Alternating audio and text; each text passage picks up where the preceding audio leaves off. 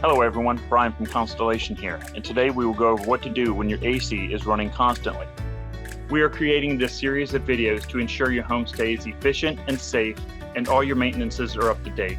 That being said, please like our page so we can keep helping you with all your home service needs. Check to make sure your thermostat isn't located near heat generating devices, like a TV or a lamp. These devices generate heat, which can cause your thermostat to detect a higher temperature than the actual temperature in your room. This will cause your system to run for longer than it needs to. Check to make sure the airflow to your system isn't reduced.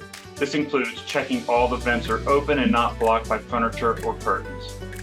Check that the unit has at least 2 feet around it so that it's able to draw in air. Check that the filter is clean and replace it if needed. This allows the system to breathe. After checking the above and your system is still running continuously, it may be a sign your system is low on refrigerant. In that case, a licensed professional will need to come out and check the level of refrigerant and replace it if needed. Give us a call and we can come out and check your system's refrigerant level and the overall health of your system. We hope you found this video useful.